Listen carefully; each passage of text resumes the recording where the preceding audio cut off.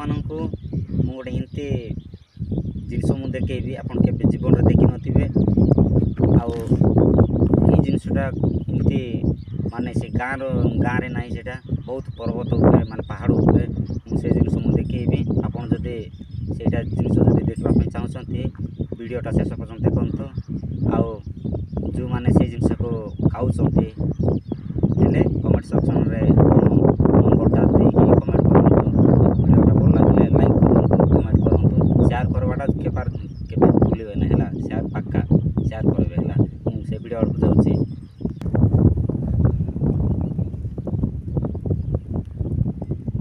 ଆଉ ଏମିତି ଆମର ଟିମ୍ ଯାଉଛୁ ସମସ୍ତେ, ଚାଲ ଯିବା ସେ ଜିନିଷଟା ଭାଇମାନଙ୍କୁ ଦେଖେଇବା। କ'ଣ କ'ଣ ଏମିତି ଆମର ପାହାଡ଼ ପର୍ବତ ଉପରେ କ'ଣ କ'ଣ ଜିନିଷ ଯାକ ଅଛି।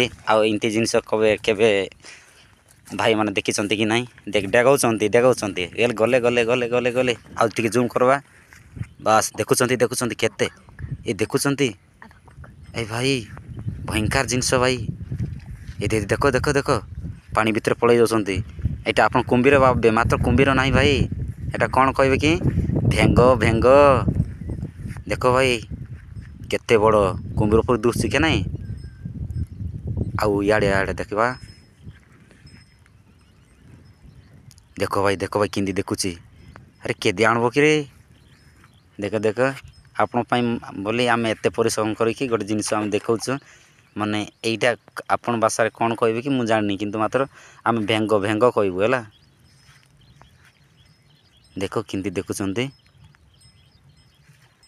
ବହୁତ ଅଛନ୍ତି, କିନ୍ତୁ ପାଣି ଭିତରେ ପଳେଇଲେ ଏଇଟା ପାଣି ସବୁ ଏଇଟା ବର୍ଷା ମାରିଲେ ହିଁ ପାଣି ଏଇଟା ଜମା ହେଇଥାଏ। ତାପରେ ବାକି ଖରା ଦିନ ଶୁଖିଯାଏ। ଦେଖ ଗାଈମାନେ ଆସୁଛନ୍ତି ପାଣି ପିଇବା ପାଇଁ। ବହୁତ ମଜାଦାର ଭିଡ଼ିଓ ଭାଇ। ଦେଖ କେମିତି ଭେଙ୍ଗ ବସିଛି। ଦେଖ ଏ ବାପରେ କେତେ ବଡ଼ ଭାଇ, କେତେ ବଡ଼। ବହୁତ ଅଛି ଭାଇ, ବହୁତ ଏଇଟା ଟିକେ ମୁଣ୍ଡ ଦୁଶୁଛି।